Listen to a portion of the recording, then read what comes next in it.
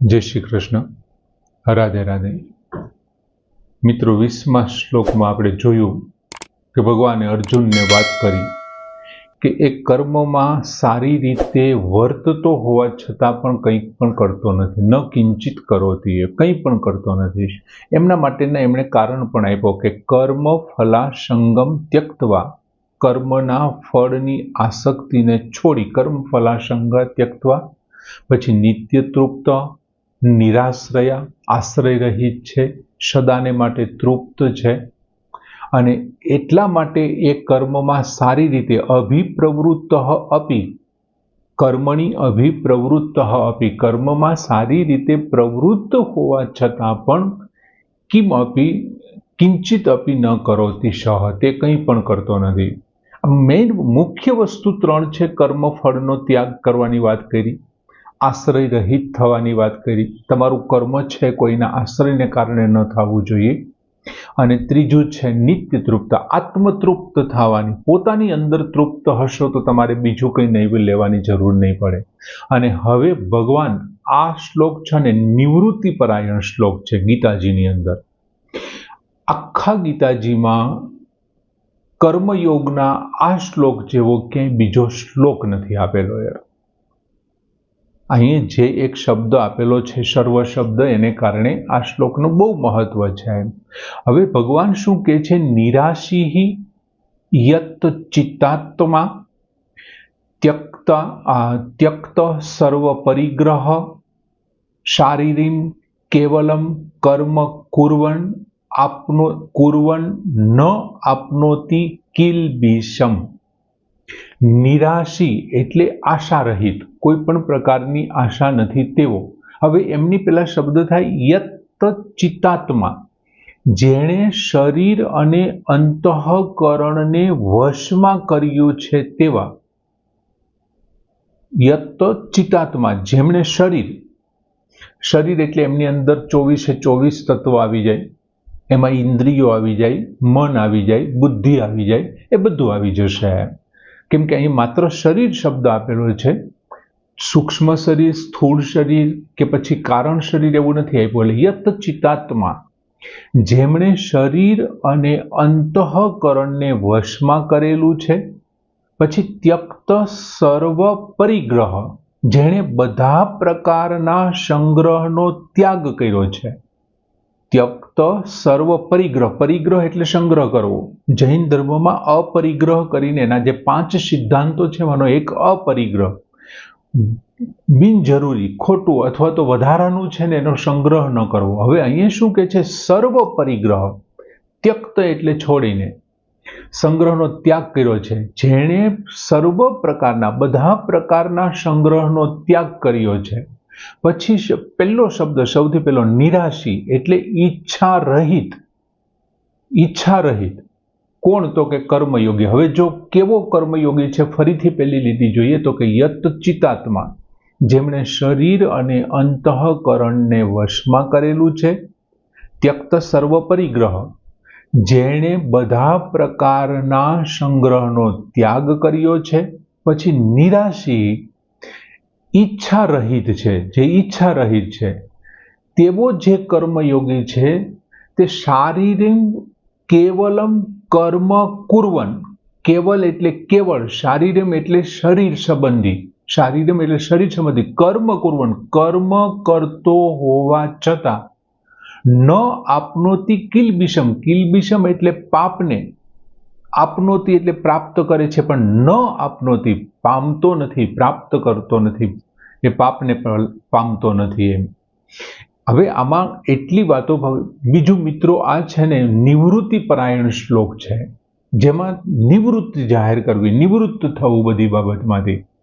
અને એમાં ભગવાને પહેલો શબ્દ વાપર્યો યત ચિત્તાત્મા, એટલે યત ચિત્તાત્મા। જો આમાં ચિત્ત શબ્દ લીધું છે એનો આપણે અંતઃકરણ એવો અર્થ લઈએ। શું કામ? તો કે મન, બુદ્ધિ, અહંકાર અને ચિત્ત, આ 4 ભેગા થાય ત્યારે અંતઃકરણ થાય। હવે એ એમના પોતાના છે એટલે એને પોતાના વશમાં કરી લીધા છે। પોતાના છે એનો અર્થ શું? આ આંગળીને હું ધારું ત્યારે બેસાડી શકું, ધારું ત્યારે ઊભી કરી શકું, મુઠ્ઠી વાળી શકું છું। શું કામ? કેમ કે મારી પોતાની છે, એટલા માટે મારા વશમાં છે। હવે જેમનું ચિત્ત આત્મા જેમણે પોતાનું શરીર અને અંતઃકરણ વશમાં કરી લીધું છે, હવે એ ક્યારે વશમાં થાય તો કે તમારી બધી જ આશાઓ છે, ઈચ્છા છે, એમનાથી શરીર અને ઇન્દ્રિયો શું થાય? અવશ થાય. તમે કોઈ આશા કરો, કોઈ ઈચ્છા કરો અને ઈચ્છાથી તમે કામ કરો, તમને કોઈ સારી વસ્તુ ખાવાનું, સારી વસ્તુ જોવાની, સારા શબ્દો સાંભળવાની, સારું સૂંઘવાની, આ બધી ઈચ્છાઓ થશે, સારી વસ્તુ સ્પર્શ કરવાની, તો તમારી પાંચે પાંચ જ્ઞાનેન્દ્રિયો છે તે અવશ થઈ જશે, તમારા વશમાં નહીં રહે અને એ અવશ થઈ જશે. આમ ઈચ્છા અને આશાઓને જેમણે પોતાના વશમાં કરી લીધી એમને કારણે ઇન્દ્રિયો ઈચ્છા કરવાનું બંધ કરી દીધું, આશા કરવાનું બંધ કરી દીધું, કોઈ પણ આશા નથી રાખતા, એટલે ઇન્દ્રિયો અને શરીર એ બંને કેવા થઈ ગયા? એમને વશ થઈ ગયા. હવે અહીંયા વશ કેવી રીતે થાય એના માટે તો પહેલો જ શબ્દ ભગવાને આપ્યો, નિરાશી. જેમને કોઈ જાતની આશા જ નથી, જે આશા રહિત છે અને ઈચ્છા રહિત છે, નિરાશી છે, ઈચ્છા રહિત છે, એટલે સ્વાભાવિક છે કે એમને કોઈ ઈચ્છા નથી, તો એમનું અંતઃકરણ પોતાનું બની ગયું છે, પોતે કહેશે એ જ પ્રમાણે કરશે. કેમ કે દરેક મુસીબતનું મૂળ છે ને એ ઈચ્છા. કોઈ પણ જગ્યાએ તમે જોઈ લો, દરેક મુસીબતનું મૂળ છે ને એ ઈચ્છા, અને આને ઈચ્છા તો એને જીતી લીધી છે અથવા ત્યાગ કરી દીધો છે, એટલા માટે એમનું અંતઃકરણ એમને વશ છે. અને જેમનું અંતઃકરણ વશ છે, મિત્રો, ઇન્દ્રિય પોતાની રીતે કામ નથી કરતી, મન એમને પાસે કામ કરાવે છે. મન એમની પાસે, આપણે એક શ્લોક એવો જોયો હતો કે પ્રમાથિની ઇન્દ્રિયાની પ્રશભમ મનઃ હરંતી. આ ઇન્દ્રિયો કેવી છે? પ્રમાથિની, પ્રમથન કરી, મંથન કરી નાખે તેવા સ્વભાવવાળી છે, અને પરાણે મનને છે એ ખેંચી જાય છે. પણ મન પહેલા જાગૃત થઈ અને ઇન્દ્રિયોને કાબુમાં રાખે છે, અને મન છે એમનો ઇન્દ્રિયોનો રાજા છે. એટલે અંતઃકરણ અને એમને વશ કરી લે છે, ઈચ્છાઓથી વશ. પછીનો શબ્દ આપ્યો ત્યક્ત સર્વ પરિગ્રહ. બધા જ પ્રકારની સામગ્રીનો સર્વ રીતે ત્યાગ કરીને કર્મયોગી જો સંન્યાસી હોય, મિત્રો, માની લ્યો કે કોઈ કર્મયોગી સંન્યાસી હોય, કોઈ સાધુ સંન્યાસી કર્મયોગી બન્યો હોય, તો એ શું કરે? સામગ્રીનો સ્વરૂપથી ત્યાગ કરી દે. દાખલા તરીકે રાજા ભર્તુહરિ, એ સંન્યાસી બનતી વખતે એમણે શું કર્યું? એની પાસે જેટલી સામગ્રી હતી ને એને સ્વરૂપથી ત્યાગ કરી દીધો. એટલે શું કર્યું? એણે પોતાનું રાજપાટ છે, એમની પોતાની પત્ની છે, એમના સંતાનો છે, એમની પ્રજા છે, બધી જ વસ્તુનો ત્યાગ કરી દીધો. કર્મયોગી જો સંન્યાસી હોય તો સિદ્ધાર્થ નામના રાજકુંવરે એમનો કપિલવસ્તુ નામની નગરીનો ત્યાગ કર્યો, રાજપાટ ત્યાગ કર્યો, સેવકો ત્યાગ કર્યા, યશોદાને ત્યાગ કર્યો અને રાહુલને ત્યાગ કર્યો, બધાનો ત્યાગ કરી દીધો. જો કર્મયોગી સંન્યાસી હોય તો સામગ્રીનો શેનાથી ત્યાગ કરશે? સ્વરૂપથી ત્યાગ કરશે. પણ માની લ્યો કે કર્મયોગી છે એ સંન્યાસી નથી ને ગૃહસ્થી છે. દાખલા તરીકે રાજા જનક છે, દાખલા તરીકે રામ છે, એ કર્મયોગી છે, ભગવાન રામ છે, તો એ શું કરશે? તો એમની પાસે જે કાંઈ ભોગ સામગ્રી છે ને એ સંસાર માટે ત્યાગ કરી દેશે, બીજા માટે ત્યાગ કરી દેશે. ગાદી મારા ભાઈને જોઈએ છે, માતાની ઈચ્છા છે કે ગાદી મને નહીં ને અયોધ્યાની નગરી ભાઈને મળે ગાદી, કંઈ વાંધો નહીં, એમને આપી દઈએ છીએ. ગાદી સુગ્રીવને જોઈએ છે, કંઈ વાંધો નહીં, મારું જીતેલું રાજ્ય છે, હું કિષ્કિંધા સુગ્રીવને આપી દઉં છું. ગાદી વિભીષણને જોઈએ છે, કંઈ વાંધો નહીં, હું સુવર્ણમયી લંકા છે એ વિભીષણને સોંપી દઉં છું. જો કર્મયોગી ગૃહસ્થી હશે, જનક રાજા જેવો કર્મયોગી હશે, તો પોતાની બધી જ ભોગ સામગ્રી છે કોના માટે વાપરશે? સંસાર માટે, લોકહિતાર્થે વાપરશે અને સંસાર માટે ત્યાગ કરી દેશે. મિત્રો, આ ગીતાજીનો એકમાત્ર એવો શ્લોક છે. બીજું આ નિવૃત્તિ પરક શ્લોક છે અને માત્ર ગીતાજીમાં એક જ શ્લોક છે, બાકી ક્યાંય નથી. 6થા અધ્યાયના 10મા શ્લોકમાં ધ્યાન યોગ માટે એક આવો શ્લોક આવે છે, ધ્યાન યોગ માટે. પછી 18મા અધ્યાયના 53મા શ્લોકમાં જ્ઞાન યોગીઓ માટે એક શ્લોક છે, અને આ કર્મયોગી માટે આ બંને શ્લોકમાં શું છે? પરિગ્રહનો ત્યાગ કરવો, જે તમે સંગ્રહ કર્યો છે એનો ત્યાગ કરવો, જે સંગ્રહ કરેલો છે એનો ત્યાગ કરવો. અને જ્ઞાન યોગ માટે એ સ્થળનો, જમીનનો ત્યાગ કરવા, નિકેતન એવો શબ્દ વાપર્યો છે 18મા અધ્યાયમાં ભગવાને ત્યાગ કરવા માટે. નિકેતન જે જમીન છે, સ્થળ છે, એમના માટેનું. અને 6થા અધ્યાયના 10મા શ્લોકમાં ભગવાને પરિગ્રહનો, તમે જે સંગ્રહ કર્યો છે એમનો ધ્યાન. આ એકમાત્ર શ્લોક એવો છે જ્યાં સર્વ પરિગ્રહ, બધો જ સંગ્રહ, તમારી પાસે જે કંઈ સંગ્રહ છે, દેખાય છે તેવો અને નથી દેખાતો. હવે નથી દેખાતો તેવો સંગ્રહ કયો છે? તમે અત્યાર સુધી જે કાંઈ સારા કામ કર્યા છે ને એમનું તમને પુણ્ય તમે ભેગું કર્યું છે કે નહીં, તો એ સંગ્રહ છે. સમજાય છે? તમે અત્યાર સુધી કંઈ પણ પાપ કર્યા છે, ખરાબ કામ કર્યા છે, તમે પાપ ભેગું કર્યું છે કે નહીં? ઘણા લોકો નથી કહેતા એ પુણ્યનું પોટલું બાંધીને ગયો, એ પાપનું પોટલું બાંધીને ગયો. તો પોટલું બાંધ્યું એ સંગ્રહ છે. અને ભગવાન કહે છે ત્યક્ત સર્વ પરિગ્રહ, બધા પ્રકારના સંગ્રહનો ત્યાગ કરવાની વાત છે. તમારી પાસે ભોગ સામગ્રી છે એ તો તમે કરી દીધું, રાજપાઠ આ તે બધું કરી દીધું, પણ પાપ અને પુણ્ય રૂપી જે તમારા કર્મનો ફળ છે ને એમના સંગ્રહનો પણ ત્યાગ કરો ને ત્યારે સાચો કર્મયોગી. એટલે કર્મયોગનો સર્વશ્રેષ્ઠ શ્લોક આ છે. નિવૃત્તિ પરાયણ શ્લોક હોવા છતાં પણ કર્મયોગનો વિદ્વાનો એમ કહે છે કે આ સર્વશ્રેષ્ઠ શ્લોક છે. ઘણી વખત એવું બનતું હોય મિત્રો કે અમુક શ્લોક પ્રખ્યાત નથી થઈ શક્યા. એમના ઘણા બધા કારણો હોય. બીજું, ગીતાજી ઉપર જે સારા સારા વક્તાઓ વક્તવ્ય આપતા હોય છે, શું એવું હોય છે કે આખું ગીતાજી જાણે છે? ના, 2-4 શ્લોકો જાણે છે, 2-4. બીજું, સોશિયલ મીડિયા ઉપર ભગવાન કૃષ્ણે ગીતામાં આમ કીધું છે, આવું હું ઘણી જગ્યાએ કેટલા મેસેજ હું વાંચતો હોઉં છું. લગભગ 95-98% મેસેજ એવું છે કે ગીતાજીમાં કોઈ જગ્યાએ એવું કંઈ કીધું જ નથી. લોકોને ઈચ્છા પડે એવી વાત રજૂ કરી દે અને ફોરવર્ડ કરવાની એવડી મોટી સિસ્ટમ છે મિત્રો કે મને આવે, હું બીજાને મોકલું, બીજો ત્રીજાને મોકલે, ચોથો ફોરવર્ડેડ મેસેજ જ હોય છે. ખરેખર એમને ખબર જ નથી હોતું. ગમી જાય એવી કોઈક સારી વાતો હોય છે એટલે ચાલી જાય છે. બાકી આ શ્લોકને બહુ સર્વ શબ્દ માત્ર ભગવાને એક આ જ શ્લોકમાં વાપર્યો છે. બીજું, નિરાશી શબ્દ વાપર્યો. નિરાશી એટલે બાહ્ય અને આંતરિક એ ત્યાગ છે, જેમાં તમારી આશા, ઈચ્છા, કામના, સ્પૃહા. ભગવાને પોતે કીધું ન મેં કર્મ ફલે સ્પૃહા, મને કર્મના ફળમાં સ્પૃહા નથી ને એટલે મને કર્મનું બંધન નથી. એમ ભગવાને અહીંયા નિરાશી શબ્દ વાપર્યો. માણસ પોતાની આશા છે, ઈચ્છાઓ છે, કામનાઓ છે, સ્પૃહા છે, જો આ બધાનો ત્યાગ કરે ને, એની આશાનો ત્યાગ થઈ જવો જોઈએ, એમની ફળનો ત્યાગ થઈ જવો, એની ઈચ્છાનો, કામનાનો, તો જ એ સંગ્રહનો ત્યાગ કરી શકે, નહીં તો ન કરી શકે. અને સંગ્રહનો ત્યાગ કરવાનું એનામાં તો જ તાકાત આવે કે શરીર એનામાં વશમાં હોવું જોઈએ. અને શરીર તો જ વશમાં થાય કે એનું અંતઃકરણ એના વશમાં હોય. એટલે એક પછી એક સ્ટેપ છે આ.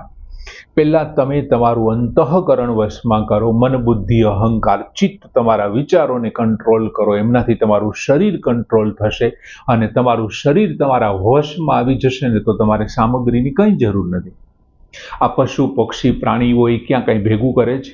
ભોગ માટેની સામગ્રીઓ એની પાસે છે? સૂવા માટે, પથારીનો, ઓઢવા માટે કંઈ હાથે કોઈ ઉપયોગ કરે છે? કંઈ નથી કરતા. ભોગ સામગ્રીની જરૂર નથી. બીજું, મનુષ્ય એક જ એવો છે કે જે નવું કર્મ કરવા માટે તૈયાર જન્મો છે, કરી શકે છે. એટલે મનુષ્ય નવા કર્મથી પ્રાપ્ત કરેલા પાપ અને પુણ્યની સામગ્રીનો જે સંગ્રહ કર્યો છે એ પણ ભગવાન ના પાડે છે, ના તારે છોડી દેવી જોઈએ. એમનો પણ ત્યાગ કરે. ભગવાને બહુ સરસ રીતે અહીંયા સર્વ શબ્દ વાપર્યો છે. બીજું, પછી બીજી લીટીમાં ભગવાન કહે છે કે શારીરમ કેવલમ કર્મ કુર્વન. હવે શારીરમ કેવલમ એટલે કેવળ શરીર માત્રથી, શરીર સંબંધી કર્મ કરતો હોવા છતાં, માત્ર શરીર સંબંધી કર્મો. હવે શરીર સંબંધી કર્મોના 2 અર્થ થાય. એક પહેલો અર્થ થાય શરીરથી થતું કર્મ અને બીજો અર્થ થાય શરીર નિર્વાહ માટેનું કર્મ. હવે મિત્રો અહીંયા પહેલા જ વાત કરી દીધી છે કે એમણે પોતાનું શરીર અને અંતઃકરણને વશમાં કરી લીધું છે, તો શરીરથી થતું કર્મનો તો અહીં પ્રશ્ન જ નથી. બીજી બાબતમાં એ પણ કહે છે કે તમે શરીરથી કર્મ કરીને શું કરો છો? તો કે ભોગ સામગ્રી ભેગી કરીએ છીએ, તો એ તો ભગવાને કીધું કે સર્વ પરિગ્રહ, બધી વસ્તુનો તમે ત્યાગ કરી દીધો છે, બધા જ પ્રકારના પરિગ્રહનો સંગ્રહનો ત્યાગ કર્યો છે, તો હવે શરીરથી કર્મ શું કરવાનું રહે? એ સિવાય પણ ભગવાને નિરાશી શબ્દ વાપર્યો. તમારે આશા, સ્પૃહા, કામના, ઝંખના એ કાંઈ તો છે નહીં, સ્પૃહા નથી, તો પછી શરીરથી કર્મ. તો પછી હવે છે શરીર નિર્વાહ માટે થતું કર્મ, જે શરીરને ટકાવી રાખવા માટે રોજની ઊંઘ લેવી પડે છે, રોજનું પાણી પીવું પડે છે, રોજ જમવું પડે છે, એ શરીર નિર્વાહ માટે જે કર્મ છે તે શરીર નિર્વાહ માટે થયું. શું કામે શરીર નિર્વાહ માટે જ અર્થ લેવી શકાય? કેમ કે આ નિવૃત્તિ પરાયણ છે, નિવૃત્તિ પરાયણ શ્લોક છે, એટલા માટે નવું કર્મનો તો કોઈ પ્રશ્ન જ નથી, નિવૃત્ત છે. પ્રવૃત્તિ તો અહીં કરવાની વાત જ નથી. અને જે શરીર પરાયણ એટલે કે તમારા જે કર્મયોગી એટલા જ કર્મો કરે છે કે જેમાંથી એમનું શરીરનો નિર્વાહ થાય, એથી વિશેષ કંઈ નહીં. એટલે એનો અર્થ શું થયો? નિત્ય કર્મ, સવારે જાગવું, બ્રશ કરવું, આ તે, ખાવું પીવું, નાસ્તો, ઉઠવું, બેસવું, સ્નાનાદિક કર્મ કરવા, એ બધા શરીર નિર્વાહ માટેના જે દૈનિક કાર્યો છે એમની વાત કરે છે. અને એ દૈનિક કાર્ય ગમે તેવા કરે, ભગવાન એમ કે છે દૈનિક કાર્ય, માની લ્યો કે તમે દાંતણ કરો છો, તો દાંતણ કાપવા માટે તમારે બાવળને તો કાપવો પડશે. દાંતણ કરવા માટે બાવળને કાપવો પડશે. તમે દાંતણ નથી કરતા ને મીઠું ઘસો છો, તો મીઠું બનાવવા વાળા અગરિયાએ પોતે મહેનત કરી છે અને તમે એ મીઠું ઘસો છો, તો એ મીઠું ખરીદી કરવા માટેનું જે કાંઈ એને લગતું કર્મ છે, એવા ગમે તેવા કર્મ કરે, મીઠું લે, દાંતણ માટે બાવળ કાપે, અથવા તો બીજું કોઈ કામ કરે, અનાજની વાત છે, ખોરાક માટે, આ તે શરીર નિર્વાહ માટે જે થઈ રહ્યું છે, ભગવાન કહે છે તું ભલે બધું ગમે તે કરે, ભગવાને સ્પષ્ટ વાત કરી છે કે હું પોતે કર્મયોગી છું. મેં સૂર્યને એને સમજાવ્યો છે, હું પોતે જ તને કહું છું કે ન આપનોતી કિલ વિષમ, તને એનું પાપ નહીં લાગે. કેનું પાપ નહીં લાગે? તારા શરીર નિર્વાહ માટે કરેલા કર્મ, શારીરમ કેવલમ કર્મ કુર્વન અપી, તારા શરીરના નિર્વાહ માટે કરેલા કર્મ કરતો હોવા છતાં ન આપનોતી કિલ વિષમ, તને પાપ નહીં લાગે. શરીર નિર્વાહના તો કર્મ કરવા જ પડે, મારે કરવા પડે, તમારે કરવા પડે, અને એમને પણ કરવા પડે. એટલે શરીર નિર્વાહના કર્મો છે એમાં પાપ નથી લાગતું. બીજું, નિવૃત્તિ પરાયણ હોવા છતાં આ શ્લોક નિવૃત્તિ પરાયણ છે. હવે કોઈ વ્યક્તિ એમ કે સર્વ પરિગ્રહ, મેં બધી જ સંગ્રહનો ત્યાગ કરી દીધો છે, તો હવે મારે શું કામ બીજા કર્મો કરીને સંગ્રહ કરવો? હું કર્મનો જ ત્યાગ ન કરી દઉં, હું કર્મનો ત્યાગ ન કરી. ભગવાન કહે છે નહીં, એ તું જો કર્મ કર્યા વિનાનો બેસીસ તો આળસ અને પ્રમાદનો ભોગ થશે. જો તું નિવૃત્તિ પરાયણ હોવા છતાં તને આળસ અને પ્રમાદ એ બંનેનો ભોગ નથી, પણ જો કંઈ કર્યા વિના તું બેસી રહીશ ને, તો બેસવાથી આળસનો ભોગ આવે. તમને જે બેસાડ્યા છો એમને કારણે તમને આળસ ચડશે, તમને શાંતિ, સુખ મળશે બેસવાનું ના અંતે, તો એ ભોગ છે, સુખ ભોગ ભોગવો છે. કોનો સુખ ભોગ? આળસનો ભોગ છે. હવે માની લ્યો કે તમે શાસ્ત્ર વિરુદ્ધ પ્રવૃત્તિ, તમે કંઈ પણ કર્મ નથી કરતા, તો શાસ્ત્ર વિરુદ્ધ પ્રવૃત્તિ થઈ રહી છે ને એમાંથી પ્રમાદનો ભોગ થાય છે. અને એક ખોટું છે. આપણને હવે એવો પ્રશ્ન થાય કે ભગવાને એક વખત એવું કીધું હતું કે યજ્ઞ શિષ્ટાશીનઃ સંતો, અને જો તમે પોતાના માટે કર્મો છો તો પચંતી આત્મકારણા, તમે તો તમારા પોતા માટે રાંધો છો, તો એ તો પાપ છે. પણ એવું પણ નથી. શું કામ એવું નથી? કેમ કે તમે પોતાનું નથી વિચાર્યું ને ત્યારે તમે સર્વ પરિગ્રહ કર્યો છે, અને એટલા માટે તમારું અંતઃકરણ અને તમારું શરીર તમારા વશમાં છે. અને બીજું સૌથી મહત્વની બાબત નિરાશી છે. તમે આશા, સ્પૃહા, ઝંખના, કામના વગરના છો.